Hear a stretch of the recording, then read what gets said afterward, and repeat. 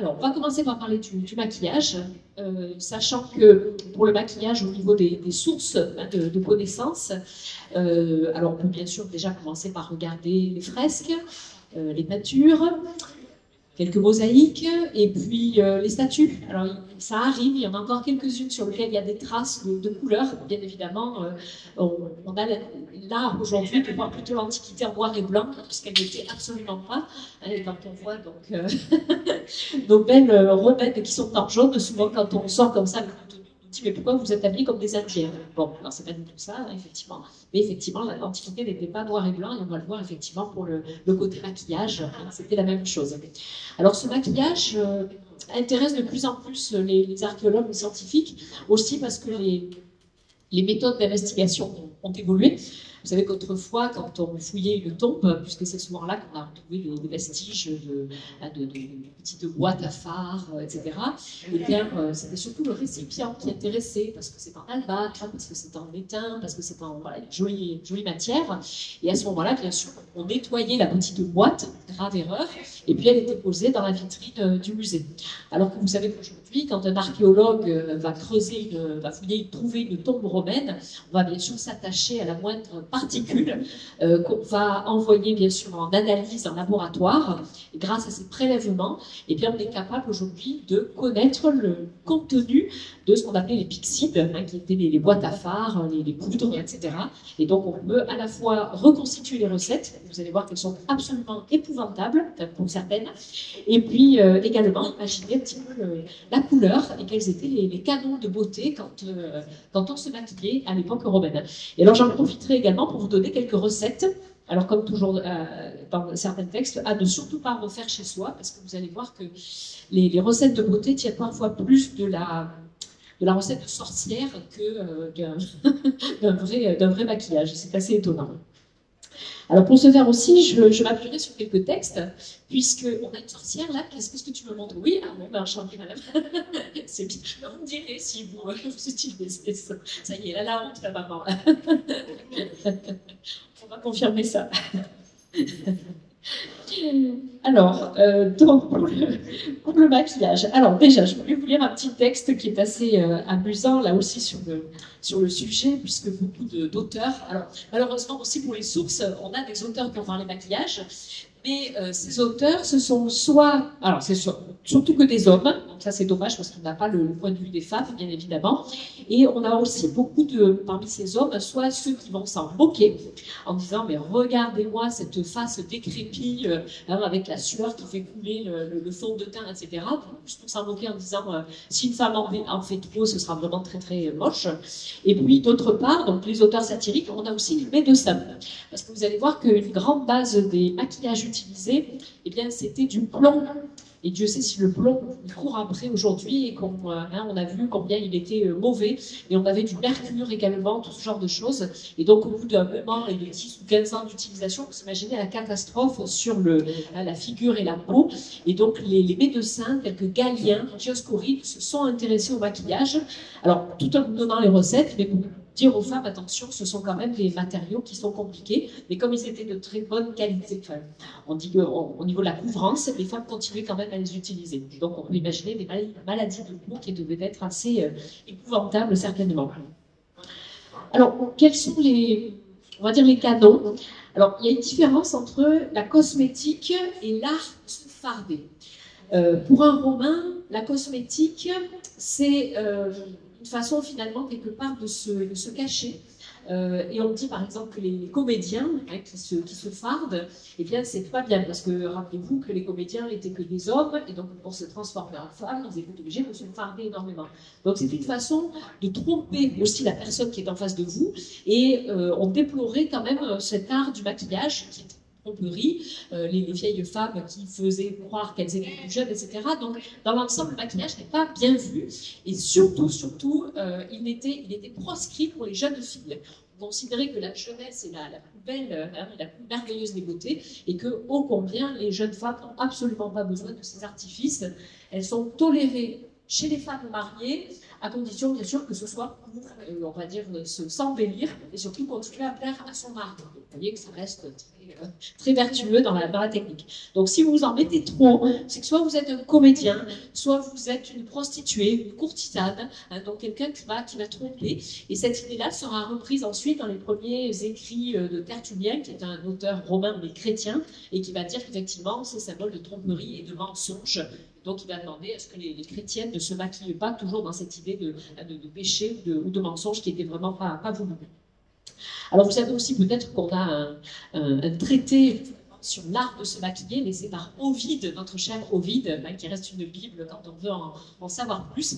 Alors c'est ça, vous relisez Ovide, l'art d'aimer, et puisque tout petit morceau, malheureusement, le livre n'est pas complet sur la cosmétique, parce qu'à la fois il nous donne quelques recettes, qui encore sont un petit peu étonnantes, je vous en parlerai d'une ou deux, mais surtout il a cet humour qui dit que pour les femmes, lorsque vous vous fardez, alors il faut absolument fermer la porte d'entrée.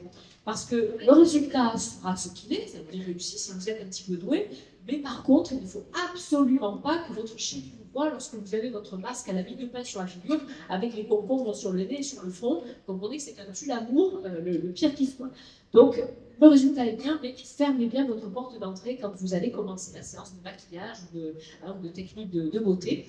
Et de la même façon, Ovide dit, si vraiment il y a une femme dont vous dites, mon Dieu, je ne veux plus l'aimer, je veux qu'elle me dégoûte, etc., essaie de justement la surprendre alors qu'elle est à sa toilette. Vous voyez beaucoup d'humour dans la façon de donner des recettes contre l'amour ou pour l'amour, tout dépend. Voilà, alors, voici donc une petite citation que je trouve amusante.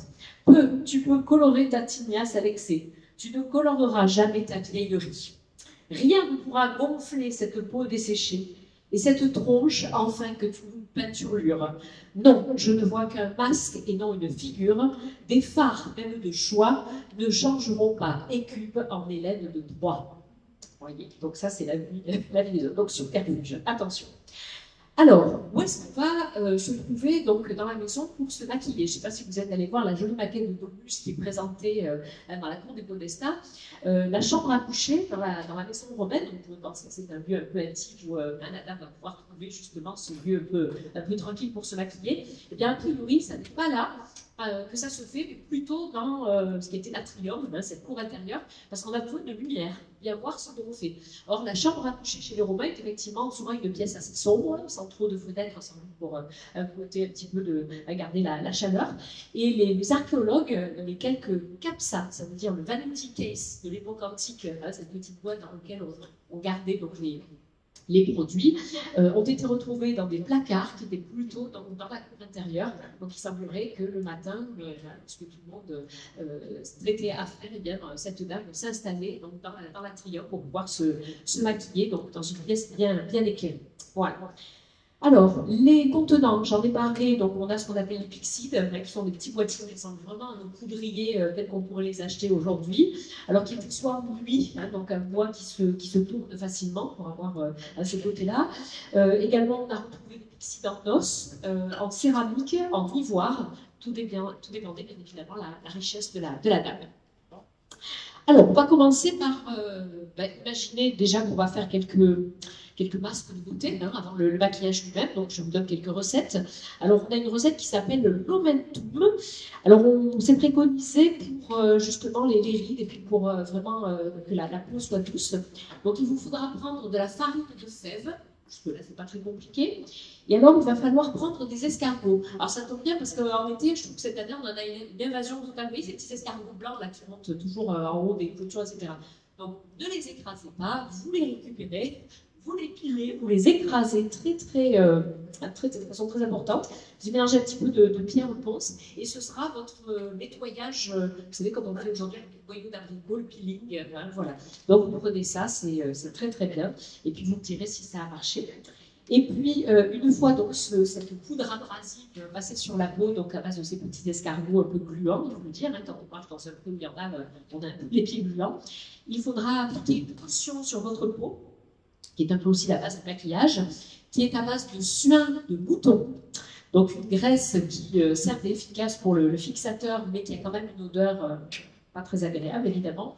Et on préconise de mélanger à ce suin de mouton une huile d'olive parfumée. Voilà, donc c'est un choix. Alors pour les masques de beauté, à la bouche comme ça, vous avez farine, froment, lait, colle d'esturgeon cuite mélangée à du soufre. On en a une autre lotion apaisante à base de miel, fenouil et rose séché. Jusque-là, ça va encore. Et puis, bien sûr, il ne faut pas oublier de se laver les dents. Alors, à ce moment-là, on faisait une poudre à base de soude, donc de salpêtre, et on préconisait d'y mélanger de l'urine, alors pas n'importe quelle urine de jeunes garçons. Donc, garçon, toi, tu peux garder toute l'urine, maman va s'en servir, c'est évident. Voilà, pour se brosser les dents. Je ne sais pas pourquoi jeune garçon, mais c'est bien dit dans le texte, jeune garçon. Voilà. Alors, une autre source de connaissance assez incroyable aussi, c'est Pline, un Pline l'ancien qui prolixe dans toutes les matières, et qui dit que les femmes utilisent parmi ces soins de beauté et ces masques des excréments de crocodile. Alors, je vous raconte cette histoire parce que ça, j'ai pu essayer, alors non pas sur ma peau, mais je suis du côté de Vaison-la-Romaine et pas très loin en remontant la vallée du Rhône, vous avez certainement entendu parler de la ferme Crocodile qui se trouve à Pierrelatte. Et donc, il y a quelques années, quand je lis ce texte, je me suis dit, mais mon Dieu, des crocodiles, on n'en a pas très loin. Je vais appeler donc le service médiation pour savoir si je ne pourrais pas récupérer pour essayer la recette de Pline. Imaginez la tête. C'était pas au mois d'avril, ils ont remarqué que je leur faisais une blague, j'ai envoyé le texte. Non, écoutez, j'ai refait des recherches, du maquillage, etc. Est-ce que je pourrais récupérer excréments de crocodile? Donc, vous avez été super sympa. Oui, venez, machin, on vous attend. Alors, moi, je m'attendais à ce qu'ils me donnent une boîte avec ce qu'ils avaient récupéré dans la fosse, mais ils n'avaient rien préparé. Ils m'ont dit, ben non, venez avec nous. Donc, je suis descendue dans la fosse au croco au moment où l'argent des poulets, vous savez. Bon, en fait, ils sont assez à mort comme animaux, mais je n'étais pas tranquille. Et comme il y a une grosse boutique, bien sûr, je n'avais pas pris de récipient, donc ils m'ont donné, je me rappellerai toujours, une boîte de fraises tagada Haribo, là, bien en plastique, et je me baladais avec ma caisse en plastique, puis le gars avec sa pelle, il m'a ramassé quelques crottes de crocodile. Et donc, je suis arrivée à la maison avec ça. Le problème, c'est que Pline, bien sûr, vous dit juste, c'est dames utiliser de l'excrément de crocodile, mais moi, je ne savais pas trop quoi en faire. Alors, je vous livre la recette, mais ça n'a pas du tout marché, hein, je vous le dis tout de suite. Donc, je les ai lavés, ça puait, parce que le crocodile est un carnivore, donc c'est la même odeur qu'une crotte de chien, hein, très clairement, donc pas très, très agréable. Je les ai laissées sécher, donc effectivement, elles ont blanchi. Et je les ai écrasées en rajoutant un petit peu justement de cette farine de froment qui revient dans pas mal de recettes, mais ça n'avait aucun pouvoir ouvrant. Donc utilisez l'arche blanche, ce sera tout aussi bien. Voilà, j'ai testé pour vous l'extrêmement crocodile. Il semblerait que Pline, et on l'a repéré dans pas mal de choses dont il parle, n'a pas toujours surveillé ou vérifié les sources de tout ce qu'on lui rapportait et qu'il a mis ensuite, qu'il a couché dans son encyclopédie. Voilà, pour les crocos, en tout cas, vous oubliez, ça marche bien. Voilà. Alors aussi une autre phrase, par exemple, qui est dite par Tertullien, l'homme se reconnaît des artifices de beauté qui lui sont propres. Tailler sa barbe avec soin, l'épiler par place, raser le pourtour, ordonnancer les cheveux, supprimer ce qui commence à blanchir, l'éteindre, user de dépilatoire comme les femmes, polir avec poudre abrasive, consulter son miroir et se regarder anxieusement. Voilà, on peut dire que la toilette est importante. Alors il y a un mot en latin qu'on a du mal à traduire justement pour désigner cet art de charme, hein, dans lequel le maquillage va rentrer. On appelait ça, lorsqu'une femme avait vraiment ce charme, la vénustas. Mais c'est difficile à traduire, c'est la beauté, mais avec un charme un peu indicible qui sera lié soit à la jeunesse, soit à l'art de se parler, qui n'est là juste que pour mettre en valeur vos traits, mais encore une fois, vous l'avez compris, pas forcément les cacher. Alors, on va passer maintenant à la couleur. Donc, j'ai pris un masque dont j'ai essayé de reproduire un petit peu quels ont été les canons et comment on aurait tous dû être en ce mois d'août bien ensoleillé. Alors, première chose, on va commencer bien sûr par le fond de teint. Vous l'avez compris, la pâleur est de mise. Nous qui aimons bien avoir un teint un petit peu plus bronzé pour montrer qu'on est en bonne santé, eh bien non, décidément non, parce que si vous êtes un peu bronzé, ça veut dire que vous travaillez dehors. Et si vous travaillez dehors, ça veut que vous êtes une esclave. Donc vous voyez qu'il y a déjà une espèce de scission dans la société entre, bien évidemment, les catégories sociales, et donc s'habiller correctement est une façon de se faire reconnaître, mais la couleur de la peau aussi également va vous différencier. Alors, comment se blanchir la peau? Donc, plusieurs recettes. Et vous allez voir que pendant toutes les recettes que je vais vous donner, ce qui est assez frappant, c'est que les femmes romaines riches, qui avaient accès donc, à des produits parfois un petit peu exotiques et très chers, finalement utilisaient beaucoup de produits beaucoup plus toxiques que les femmes pauvres qui, elles, composaient avec des argiles et des produits tout simples qu'elles avaient à la maison. Et du coup, elles devaient mieux s'en sortir et aller voir moins souvent le médecin, comme on va le voir pour les recettes. Alors, ce blanc, eh bien, on l'obtenait avec un dérivé de plomb qu'on appelle la céruse. On parle aussi de sucre de plomb. Ce plomb apparaît plusieurs fois dans les textes antiques. Alors, le plomb, comme on disait tout à l'heure, Saturnisme et compagnie, c'est pas joyeux. Mais vous savez que la céruse a été utilisée dans la peinture jusqu'il n'y a pas très très longtemps, parce que ça donne un blanc extrêmement éclatant et qui recouvre très très bien. Donc, c'est le meilleur des fonds de teint, effectivement. Donc, on s'appliquait une fois le suaire de mouton mis sur la figure, pour que la graisse puisse retenir justement la poudre, cette céruse, alors qui était conditionnée sous la forme, je vais vous montrer la photo, parce qu'on l'a trouvée dans une Pixide, je peux vous la faire passer, comme ça vous verrez, qui était conditionnée sous la forme de petits, on va dire petits fromages. Alors je l'ai perdu, j'ai 3 feuilles, mais je me suis débrouillée pour les perdre. Là. Qu'il fallait gratter en fait sur des espèces de palettes. Et une fois donc on avait cette poudre qui était utilisée avec... Ouais, elle est là, c'est envolé. Voilà, je vais la faire passer comme ça les gens de voilà. Donc c'est vrai que ce qu'on pourrait croire comme étant des petits pots à fromage, hein, donc ces espèces de petits palets blancs, c'est cette céruse qui était donc grattée, et cette petite poudre donc était appliquée sur la figure. Et donc on avait ce type de palette à phare qui est en marbre. Ça, c'est une reproduction de palettes qu'on retrouve dans les musées. Et donc, avec tout un tas de petites curettes, on pouvait écraser les phares et les utiliser. Alors, si vous n'avez pas accès à cette céruse, on a le blanc créé par la poudre d'étain. C'est en Angleterre, il n'y a pas très très longtemps, bon, ça fait bien une quinzaine d'années, qu'il a été retrouvé dans une tombe d'une femme, justement, une petite boîte, dont le contenu a été analysé. Et dans ce poudrier, eh bien, il y avait effectivement de la poudre d'étain, qui est quand même moins caustique et toxique, évidemment, que la céruse. Et pour les gens qui n'étaient vraiment pas très très fortunés, le mieux c'est l'argile blanche. Alors là c'est parfait parce qu'évidemment on a beaucoup sur ces produits naturels et le pouvoir couvrant est quand même assez intéressant. Voilà. Donc vous blanchissez complètement la figure, hein, ça c'est fait. Mais bien sûr, pour ne pas avoir un teint trop cadavérique, il va falloir apporter un petit peu de couleur.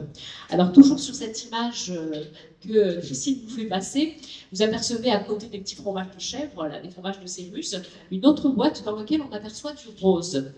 Alors, ce rose, pareil, on a retrouvé plusieurs boîtes à fard qui en contenaient. A priori, il y a 2 types de poudre qui étaient utilisées pour le rose. Alors, pour les moins toxiques, c'était l'orcanette. Je ne sais pas si vous connaissez cette plante, c'est une petite fleur plutôt bleue, et dont on récupère les racines, c'est un peu comme la garance, et ça va donner une poudre un peu rose, un peu violacée, qui était utilisée par les teinturiers, on parle d'ailleurs de l'orcanette des teinturiers, et qui pouvait effectivement être mise sur la figure pour les joues et puis pour les lèvres. Mais comme on est décidément plutôt sur un rouge très vif, évidemment, on se tournait, quand on était plus riche, sur le mercure. Waouh, c'est joyeux. Ce qui fait que quand madame allait embrasser son mari, eh bien, le mari était intoxiqué avec. Ben, tant qu'à faire, hein, on fait ça en famille. Voilà. Merci. Voilà, donc il y avait du rouge qui était utilisé pour les joues et puis pour les lèvres, qui était donc de l'oxyde de mercure, tout simplement. Là aussi, on a trouvé des recettes qui semblent en parler. Et on a également une algue qui s'appelle le fucus, donc pareil, qui peut devenir rouge et qui permettait d'avoir ces teintes tout simples. Osez utiliser les mûres également, hein, c'est la saison en ce moment. Alors aussi bien la mûre de mûrier que la mûre de roncier, qui n'est pas utilisée en teinture parce qu'elle ne va pas tenir, mais par contre sur le visage, hein, on a tous mangé un peu de la confiture de mûre et on a les lèvres avec, donc c'est parfait. Hein, donc on a cette couleur qui vient rehausser l'ensemble. Voilà. Alors une dernière découverte qui a été faite dans le Var d'ailleurs, parce que c'est pas très loin de chez nous, j'ose en parler. Dans les années 60, on a retrouvé un boîtier, un miroir, qui contenait un pigment rose, justement, qui était donc un fard à joues. Donc il a été analysé, et c'était bien de l'orcanette, qui est une plante qui pousse bien dans le sud de la France. Voilà, donc on était très, très local. Et donc il y avait de la cire d'abeille comme fixateur pour cette poudre. Bon, c'est moins pire que le suède de mouton quand même, hein, au niveau de l'odeur. Voilà. Alors, autre rouge, donc on a le cinabre, j'en ai parlé, et puis dans la région, bien sûr, on a les ocres également. Donc la teinture ocre qu'on va retrouver aussi bien sur les murs sera également utilisée pour le fard à joues. Voilà, donc elle est elle est moins cadavérique, Notre-Dame. Alors, une fois qu'on a fait la peau, on va passer bien sûr à la noirceur des yeux, rehausser le regard, puisque le regard reste bien sûr l'emplacement de l'âme. Et c'est un indicateur de bonne santé. Donc il fallait vraiment avoir un regard très, très vif, très, très noir. Agrandir les yeux, bien évidemment, pour ce côté aussi vif et intelligent. Alors toujours pareil, 2 recettes, les pauvres, les riches. Si vous êtes pauvre, bien, il va falloir aller gratter le contenu du barbecue de la cheminée pour récupérer la suie, le charbon. Donc ça reste relativement un peu dangereux. Mais par contre, pour les grandes dames, on utilisait le col. Et le col, c'est de l'antimoine. Et l'antimoine, c'est encore, une fois, un dérivé de plomb. Donc c'est également très très dangereux, évidemment, de s'en mettre sur les yeux. Alors j'ai trouvé donc la recette du col à l'époque antique.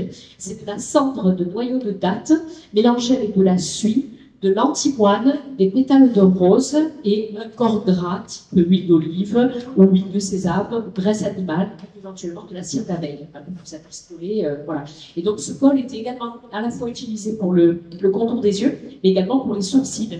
Si vous avez en tête, j'en ai pas apporté d'image ici, les fameux portraits de Fayoum, qui sont ces portraits retrouvés sur les sarcophages de l'époque égyptienne, mais enfin, en Égypte, mais à l'époque romaine, on voit très souvent ces femmes qui effectivement sont très fardées au niveau de tous les yeux et qui rehaussent également leurs sourcils.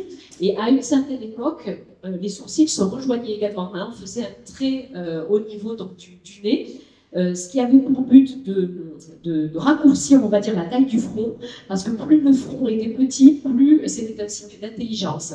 Et ça, c'est très amusant parce que c'est là qu'on voit que les modes ô combien ont changé. Parce que si vous regardez les femmes de la Renaissance, 15e, 16e siècle, vous savez qu'elles s'épilaient le front quasiment jusqu'en haut du crâne. Parce qu'au contraire, à cette époque-là, plus le front était haut, plus c'était un signe d'intelligence.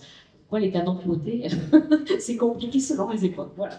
Donc, une ligne de sourcils qui était bien marquée par le noir. Et de la même façon, on utilisait également un colorant pour les cils qui devait être long et fourni. Alors, comme mascara, il y avait là aussi un petit peu de cire d'abeille qu'on utilisait. Je vais vous lire 2-3 choses et 2-3 recettes qui permettaient d'allonger les cils à base de caca de pigeon, de fiente de pigeon, voilà, c'est facile, il y en a dans le toit, c'est horrible.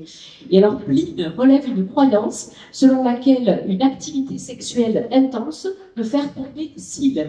Donc, long, il révèle une conduite chaste. Et là aussi, la femme mariée se doit être chaste, ça veut dire qu'elle se doit d'être à son mari et pas aller courir tous les gladiateurs qui passent. Donc, vous voyez aussi que derrière le maquillage, il y a aussi une façon d'être qui va révéler le caractère ou la bonne conduite de la femme qui se maquille. Alors, voici ce que dit Pline, par exemple.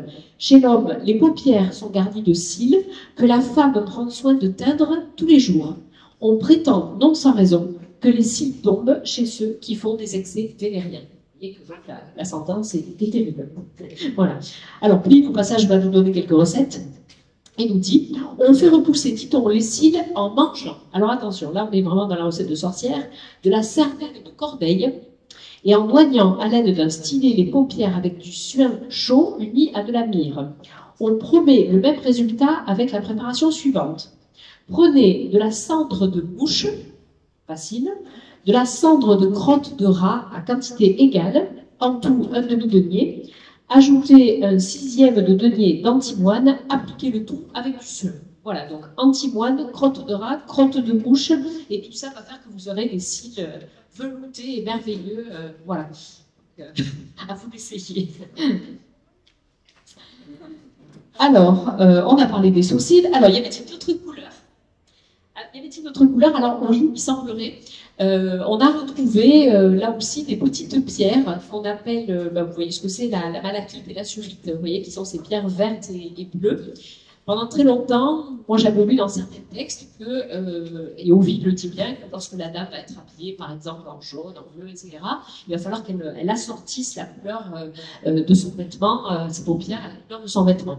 Mais d'après des dernières découvertes qui ont été faites par des archéologues et des historiens, le bleu et le vert est plutôt sur le visage la couleur de la mort, parce qu'effectivement un cadavre aura tendance à verdir ou à bleuir, et donc ce sera plutôt proscrit, et donc on va plutôt partir sur des couleurs couleur or, donc le safran va être utilisé, et tout ce qui est plutôt paillettes. Alors, paillettes, je vous en ai apporté un exemplaire, que là aussi, vous allez pouvoir vous faire passer. Christine, s'il te plaît, je peux te faire travailler. Alors, ça part un peu en miettes, mais vous pouvez le prendre dans la main. Je ne sais pas si vous connaissez cette pierre. On en trouve dans le Massif central, ça s'appelle la galène. C'est une pierre qui est très belle, qui en fait se casse très facilement. Là, j'en avais un gros bloc avec un petit coup de marteau, vous arrivez à l'éclater. Et écrasé en tout petits morceaux, ça vous fait des paillettes d'une finesse argentée incroyable. Et donc effectivement, sur les paupières, vous pouvez argenter ces paupières ou les orner avec pareil un petit peu de poudre d'or quand on était riche évidemment. Vous pouvez hausser tout l'ensemble du maquillage.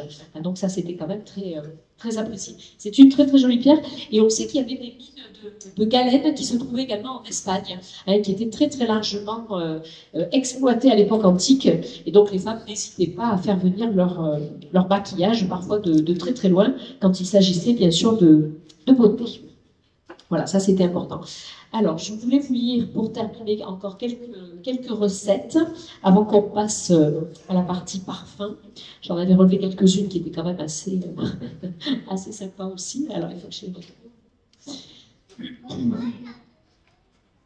Alors, maquillage, les recettes de beauté. Ah oui, alors voilà, je voulais vous parler d'une recette qui aurait été mise au point par l'impératrice, rien moins qu'elle, Popée, qui était la femme de Néron. Et cette Popée, qui était réputée pour sa très très grande beauté, aurait au 1er siècle, donc nous sommes au moitié du 1er siècle après Jésus-Christ, mis au point une pommade qui, a priori, ensuite s'est commercialisée. Je ne sais pas si elle avait des royalties sur le sujet, mais en tout cas, on courait après cette pommade de Popée, qui a priori collé la peau, mais avait sans doute des vertus assez efficaces. C'était pas notre crème idéale, mais un peu quand même. Alors, voici donc ce que Juvénal Lanty, auteur satirique. Rien de plus intolérable qu'une femme riche, risible et hideuse à la fois. Sa face est gonflée par une couche épaisse de mie de pain, ou bien elle exhale l'odeur de la pommade de Popée, et c'est à cette glu que se prennent les lèvres du pauvre mari. C'est joyeux. Et la phrase continue après. Pour l'amant, on se lave la peau. Voilà, vous voyez un petit peu la chose. Voilà. Donc, pour les taches de peau, vous pouvez utiliser de l'algue broyée dans du miel, fèves, lupin, broyé avec une hirondelle. Pour les taches de rousseur, jus de concombre, bouse de veau pétrie à la main avec gomme et huile, pâte d'avoine cuite dans du vinaigre. Et pour les rides, fientes de pigeon dans du vinaigre. Voilà, vous voyez que c'est des choses qui sont à la portée de tous, absolument. Et alors, c'était à tel point que, j'aime beaucoup cette phrase aussi d'un auteur satirique qui dit « Mais un visage a-t-il besoin de tant de préparation? Et à la fin, est-ce un visage ou un ulcère ?» Parce que finalement, on s'aperçoit qu'il y a autant d'ingrédients là-dedans qu'une préparation de médicaments. Voilà, donc on va s'arrêter là, bien sûr, pour cette partie de maquillage, mais on va continuer pendant très longtemps. Et je terminerai par la petite touche finale. Vous voyez que j'ai mis un petit grain de beauté, un peu comme nos dames du XVIIe siècle, les fameuses mouches. Eh bien, les mouches sont attestées également par certains textes. Alors, on n'avait pas forcément les noms qu'on leur a donnés par la suite, la discrète, la coquette, etc. Mais elles pouvaient avoir des formes différentes, en forme de lune, en forme d'étoile. On pouvait les mettre à certains endroits, pareil, pour cacher les boutons. On les faisait tenir grâce justement à ce gras que l'on avait mis sur la peau. Et c'était souvent des petits confettis de tissu qui permettaient bien sûr de cacher le petit bouton, etc. Donc vous l'avez compris, une fois qu'on avait toute cette couche, ça ne devait pas être très bon pour la peau. D'où on bascule évidemment dans les écrits des médecins qui s'étaient bien aperçus que le plomb finalement finissait par ronger la peau et faire des plaques rouges épouvantables, comme un cancer peut-être. Et donc à ce moment-là, bien sûr, les femmes, que faisaient-elles pour essayer de conserver encore cette jeunesse? Et pour cacher les rougeurs, eh bien, elles remettaient une couche de sérum supplémentaire, ce qui ne devait pas être délicieux évidemment. Et les médecins ne savaient pas trop comment soigner tout ça. Voilà. Donc argile blanche, retenez, Garance, Tiradel pour votre peau. Vous pourrez ressentir une vraie romaine, pas une esclave, bien évidemment. Voilà.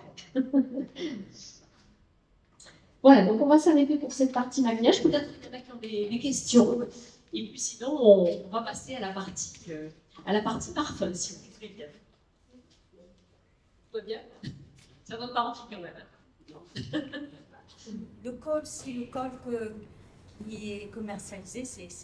Alors aujourd'hui, j'ose espérer qu'ils mettent plus d'antimoine dedans, mais sinon, par contre, au niveau de la recette aujourd'hui, je sais qu'il y a toujours de la cire d'abeille dedans.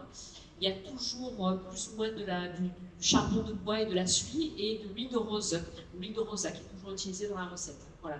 Après, il faudrait voir le col traditionnel tel que les femmes berbères continuent à l'utiliser, qui, d'après ce qu'on m'a dit, était vraiment la recette qui était en droite ligne et qui venait de l'Antiquité. Et auquel cas, ça veut dire qu'elle continue à se mettre de l'antimoine sur la figure, ce qui est quand même pas idéal.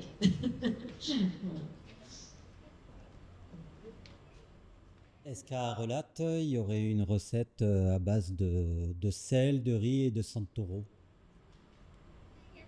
Alors, le sang de taureau, je l'ai vu utiliser,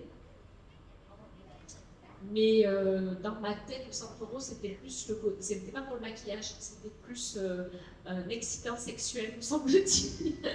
Il faudrait que je recherche, parce qu'effectivement, le sang des animaux, en tout cas les gros bestiaux, ne rentrent pas forcément dans les... Les femmes sont plus sur les protes de bouche, comme des escargots, des fumées, etc. Moustique, oui, ça pourrait être une idée, ça, pour utiliser. En effet, oui, tout à fait. On pourrait imaginer ça. Mais non, à chercher par contre. Et poudre de riz, non, bien sûr, puisque le riz est signalé dans les textes, mais comme une espèce de produit exotique mangé par les Indiens, mais qui n'arrive en Camargue que bien sûr plus tard dans l'histoire. Voilà. Pas de poudre de riz, malheureusement.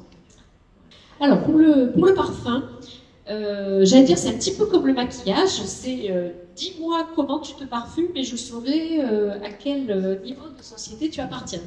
C'est pas tout à fait la même chose aujourd'hui, mais un petit peu pareil quand même. Quelqu'un qui va pouvoir s'offrir Chanel numéro 5 n'est pas celui qui va se parfumer avec notre colonne au marché ou le patchouli qui va avoir pas mal d'années était considéré vraiment comme un parfum plutôt populaire. Voilà. Et c'est un petit peu pareil parce qu'on a la chance pour les parfums romains d'avoir un grand édit dit de Dioclétien qui au IIIe siècle va régler plus ou moins le prix de tout un tas de marchandises. C'était un moment où il y avait une inflation épouvantable.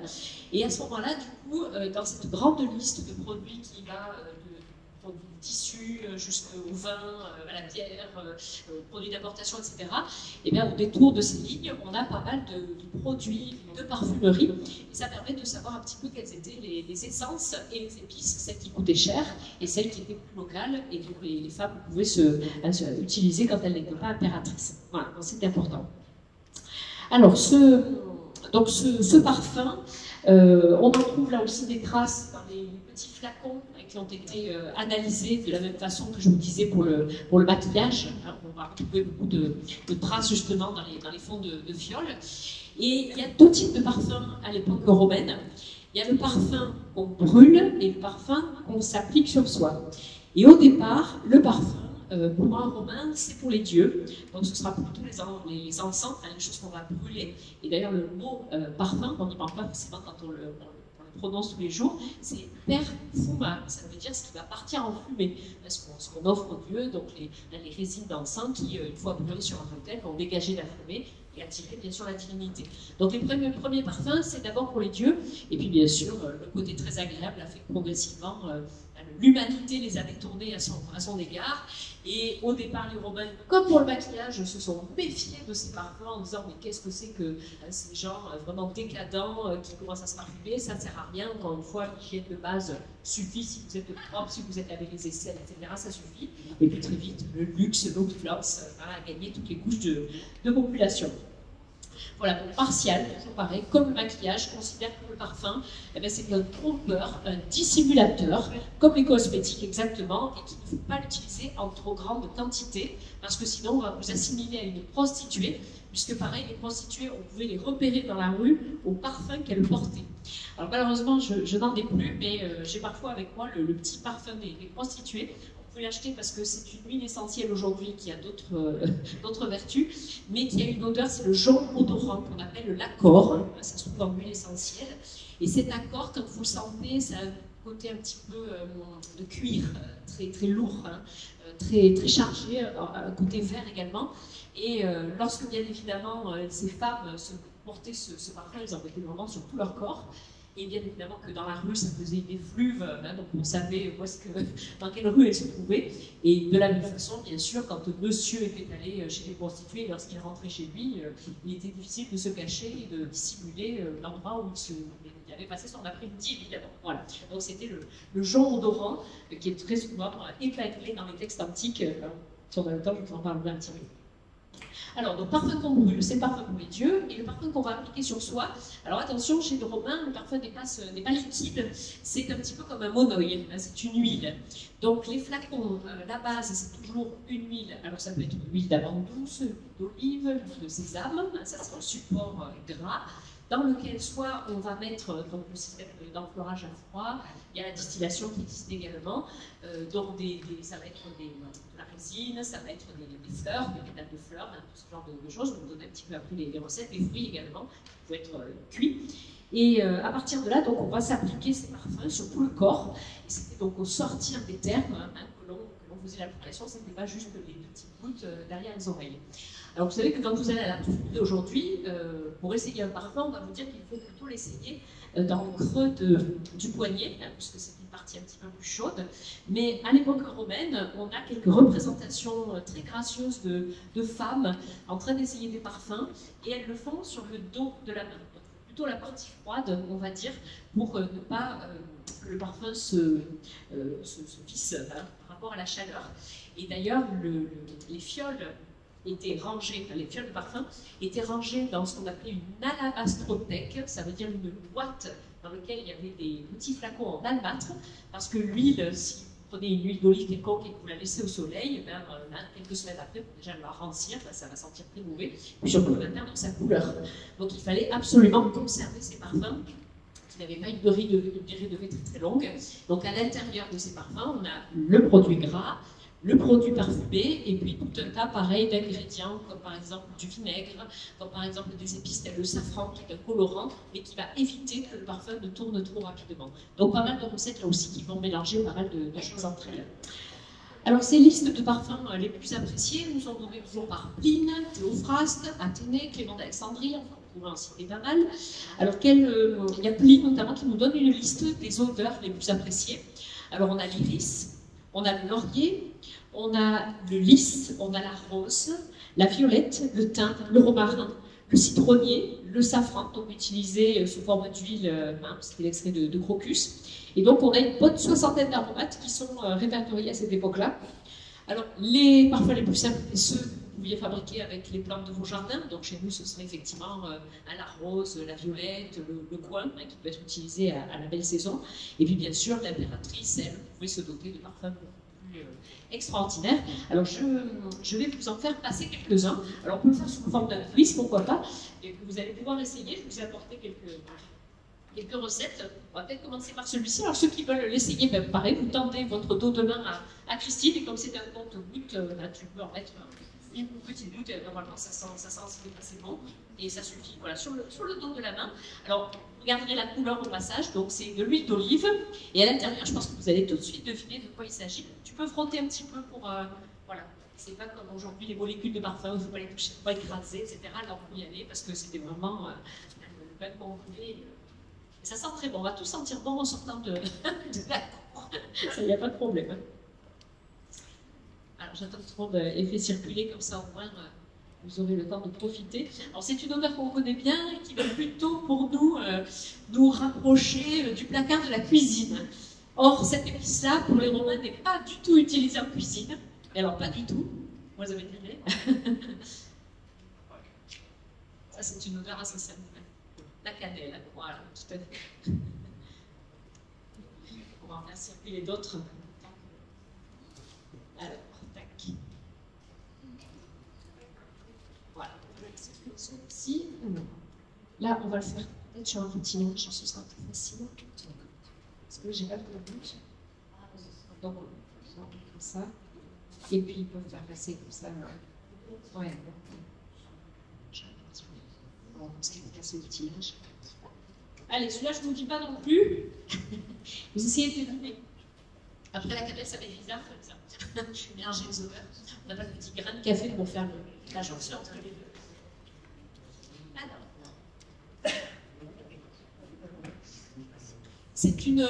Donc ce second parfum que je fais passer, après on va les commenter tous les deux. C'est un parfum qui est très très très ancien puisqu'il est déjà attesté à l'époque grecque.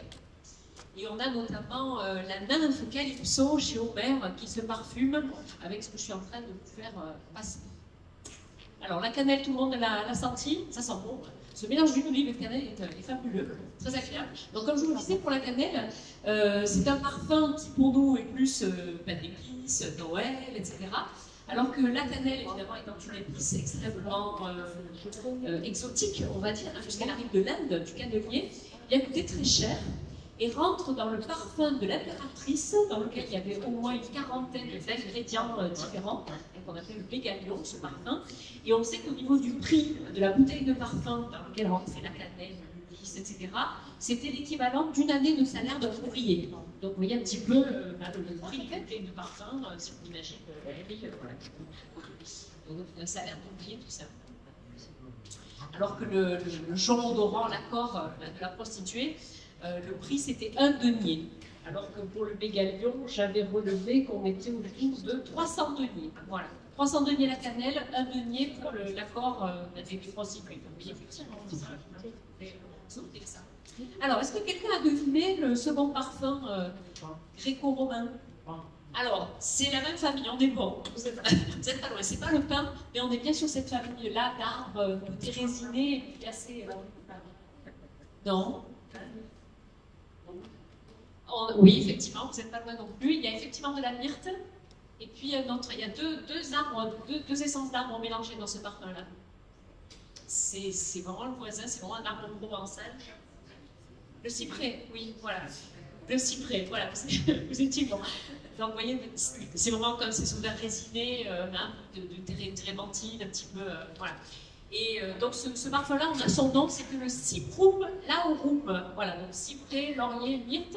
Et donc quand vous relisez Homère et qu'il y a la nymphe Calypso dont il est question, il est souvent dit la nymphe qui sent le cyprès. Et il semblerait que le cyprès soit une des plus vieilles odeurs utilisées dès l'époque grecque antique, parce que c'est un excellent déodorant. Hein, et si un jour vous êtes en panne de déodorant, vous savez qu'avec quelques gouttes d'huile essentielle de cyprès sur un peu d'huile d'olive, ce sera la façon la plus simple de pouvoir et éviter les odeurs, notamment sous les bras. Donc, je vous le conseille. Voilà. Donc, alors, je vous propose d'en essayer un autre. On ne va pas oublier les messieurs. Et je vais vous faire circuler un parfum qui était plutôt... Alors, c'est très étonnant, vous allez voir, mais plutôt un parfum masculin. Alors, pardon, le petit... Oui, on fait circuler. Non, pas que les messieurs, quand même. Tout le monde. Mais c'est sans prévention. Voilà. Vous pouvez garder après les petits tissus, moi j'en ferai rien, donc c'est pour le plaisir. Petit souvenir la journée, il y a un problème. Très facile aussi, hein, mais on va en parler, c'est vraiment intéressant. Après la cannelle très épicée, le cyprès où on est plus dans les odeurs plus méditerranéennes. Alors, l'idée.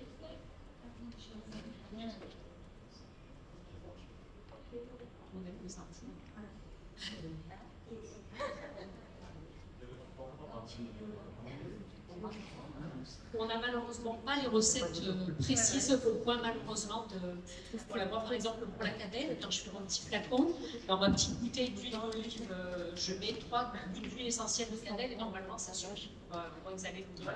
Voilà. Par contre, celui que je fais passer, il faut mettre un petit peu là. Alors la base du parfum, là, que vous passez du parfum des messieurs, c'est pas de l'huile d'olive à la base, c'est de l'huile d'amande douce.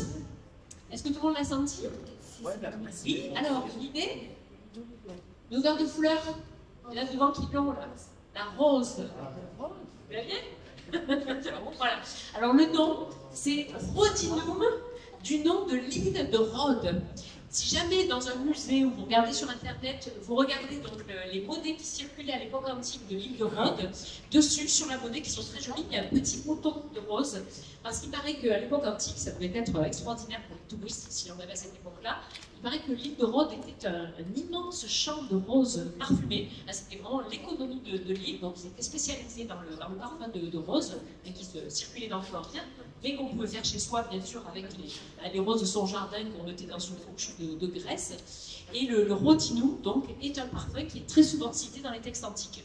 Alors là où c'est étonnant pour nous, c'est se dire, mais attendez, je vous ai bien dit que c'est un parfum masculin. Moi, je ne suis pas sûre aujourd'hui que si j'arrive auprès de mon chéri et que je lui offre un parfum à la rose, il ne va pas m'envoyer à la figure en disant, mais quand même, tu me prends pour qui? Voilà. Non, en fait, c'est parce que vous voyez que c'est un parfum beaucoup plus léger. Contrairement à la cannelle, hein, qui nous apporte sur une odeur très chaude, très riche, le rodinou est beaucoup plus léger. Donc les hommes qui vont utiliser des parfums au même titre que les femmes en grande quantité, puisque c'est aussi quelque chose qui va hydrater la peau, et il faut qu'ils sentent plus léger. Là aussi, ça fait partie de cette cosmétique, de ces canons de beauté, on va dire. Donc le rodinou était plus un parfum masculin, ce qui est très étonnant, puisqu'ensuite la rose a basculé plutôt sur le côté féminin, surtout à partir de l'époque médiévale, donc c'est devenu lié à l'odeur des saints et de la Vierge Marie en particulier. Voilà. Mais regardez là aussi les fresques de Pompéi qui représentent les jardins romains. Dans les fleurs qu'on a réussi à identifier, très souvent, effectivement, on a la rose, on a les petites violettes. Donc il semblerait qu'on puisse quand même fabriquer son parfum directement chez soi. Voilà.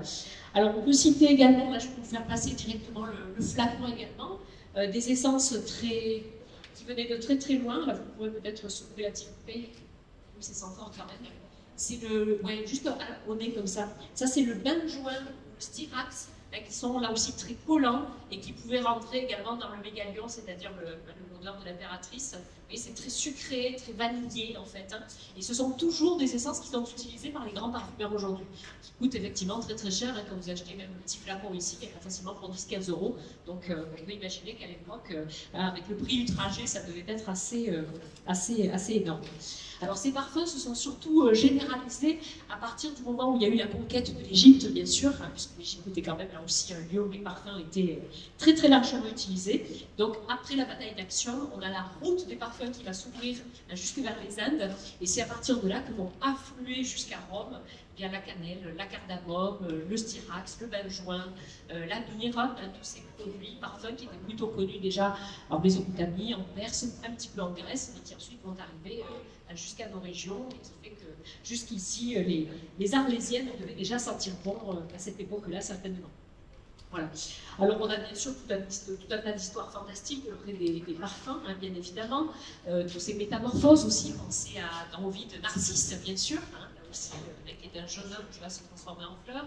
Il y a Sainte, le laurier de Daphné, qui est une nymphe poursuivie par Apollon. Donc il y a tout un imaginaire autour de la parfumerie qui nous ramène à la mythologie. Et toujours pareil, il y a ce parfum divin qui était très très important à cette époque-là. Et j'ai trouvé aussi que les Romains pensaient qu'il y avait un animal qui sentait bon naturellement. Alors c'est normal parce que c'est un animal qui n'existe pas, c'est la panthère ailée.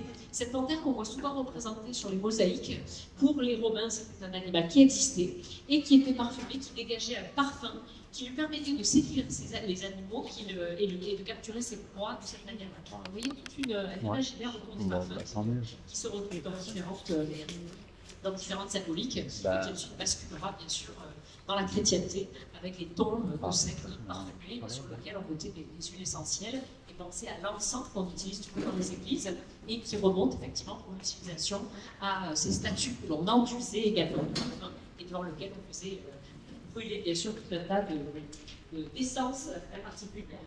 Alors, qu'est-ce que je pourrais vous faire sentir encore un petit peu pour terminer? Alors, peut-être pas faire celui-ci. Je vais vous faire passer sur un tissu également.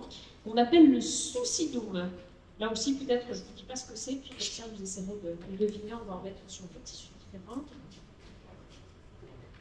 Oh, il y a tous les petits parfums qui s'envolent. Voilà.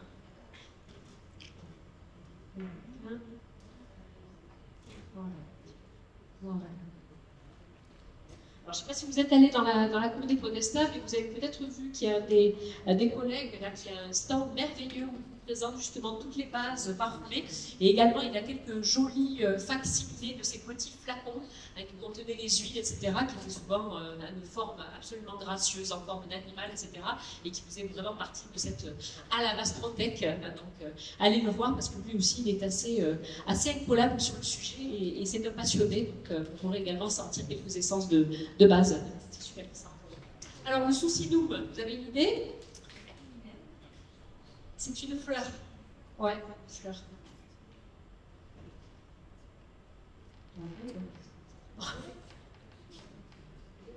Non, pas la violette. Ah non. Zut. C'est pas ça. Alors, le dardon passe. Le Soucidoum.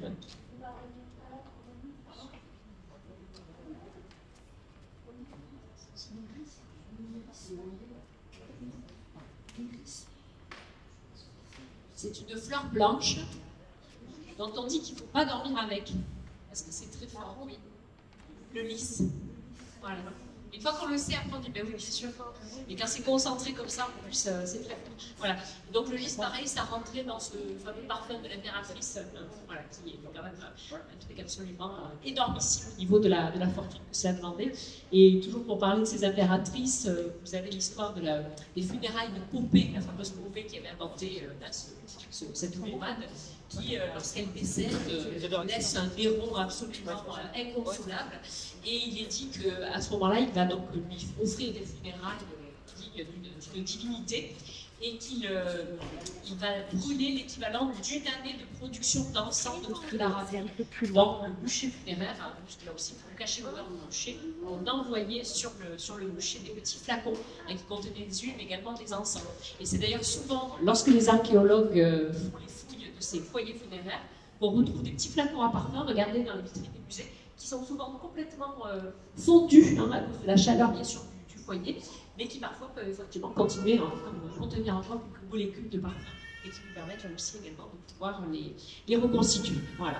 Alors de parfum, vous avez compris, donc de la tête aux pieds, on en mettait partout, et certains empereurs en faisaient même un peu trop, puisque je crois que c'est Suétone qui dit que Néron se parfumait décidément trop, puisqu'il allait jusqu'à en mettre sous la plante de ses pieds. Alors là, on ne faut pas en faire trop non plus. Voilà. Mais l'idée c'était quand même de se protéger. Voilà ce qu'on pouvait dire sur le parfum. Peut-être si vous avez des questions ou si vous voulez vous rapprocher de la table pour en ressortir quelques-uns, c'est très volontiers, bien évidemment, pour ressortir bien parfumé. Mais vous voyez que donc, dans ce thème que nous avons choisi cette année du culte du corps, finalement, ces produits dits de luxe et finalement superflus font vraiment partie de la société romaine. C'est même qu'à Rome, il y avait l'arme des parfumeurs, un peu comme nous, on irait rue Saint-Honoré à Paris pour rencontrer les grands créateurs. Voilà, de la même façon, c'était ça. Et on a donc quelques épitaphes de personnages dont on sait qu'ils tenaient de parfumerie, qui étaient plutôt des hommes d'affaires, puisque le travail, bien sûr, de ces cuisines, on va dire, de ces distillations, les macérats, etc., se faisait bien sûr par une clientèle plutôt de population d'esclaves, bien évidemment. Mais voilà, vous pouvez quand même investir et devenir grand parfumeur et devenir riche. Mais par contre, à part Cosmus, il faut parler des questions dans certaines têtes d'un certain Cosmus, peut-être pas qui a un rapport avec cosmétique peut-être, eh bien on n'a pas de grand parfumeur comme on dirait Chanel ou autre grand nom du parfum.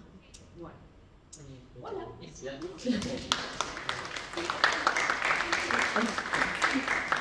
Allez-y. Là. Alors, lavande, oui, a priori, elle était utilisée, mais plutôt de façon très confidentielle par nos ancêtres les Gaulois, on va dire, tout simplement. Voilà. Parce qu'il faut bien voir que notre lavande, telle qu'on l'a sur les plateaux aujourd'hui en grande culture, ça date, c'est très récent, c'est le 19e siècle. Donc autrefois, on allait bien sûr glaner les lavandes, qui étaient donc la lavande vraie. Donc elle devait rentrer dans certains parfums utilisés par les Gaulois. Elle est citée dans certains textes antiques, mais vraiment en plus de tout un tas d'autres roses, violettes, etc., mais pas en tant que telle. Alors le mot quand même lavande vient bien du latin lavare, qui veut dire laver, et donc on a quand même cette idée que la lavande est assimilée à un produit qui sent bon, ça sent le propre, voilà. Mais par contre, elle ne rentre pas dans les grandes confections de parfums parce que voilà, c'était un ramassage plutôt difficile et qui ne conservait finalement que petit pays, puisqu'on n'a pas de lavande à tester ni en Grèce, ni en Mésopotamie, ni quoi que ce soit. Donc c'est vraiment très très local pour son utilisation. Ça doit être utilisé un petit peu comme le cyprès pour ce type-là vraiment de déodorant, on va dire, de base, mais pas dans les grands parfums cités de cette époque-là. Voilà. Dommage pour vous. Il faudra attendre une dizaine. Voilà. Merci à vous. Ah, question, oui. Que se passait-il si on mélangeait une recette de parfum avec une recette de maquillage? Je sais pas, il faut essayer. Tu veux essayer la crotte de crocodile avec, avec la rose? Ben, au pire, ça va permettre à ce parfum qui sentait pas forcément très bon, surtout quand on passe à la base de soie de mouton, de sentir un peu meilleur peut-être. Et vraisemblablement, quand on regarde effectivement les recettes de fond de teint ou des choses comme ça, il y a bien cette idée que si on rajoute un petit peu d'huile de rosa ou des choses comme ça, c'est peut-être pour atténuer cette odeur assez épouvantable qu'avaient justement les produits de base utilisés pour la cosmétique, qui avait peut-être une odeur métallique et pas très agréable en tout cas. Mais je te laisse essayer, puis comme ça tu reviens vers moi. Oui.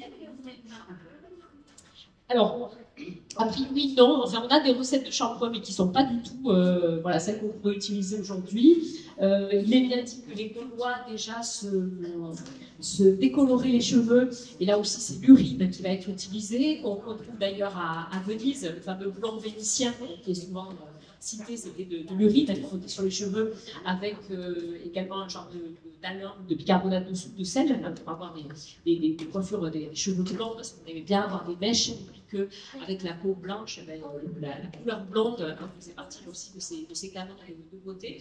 Mais a priori, non, on n'a pas vraiment de recette de shampoing telles qu'on pourrait les imaginer aujourd'hui. C'était plus voilà, les savons gras, des choses comme ça qui rentraient dans la mèche.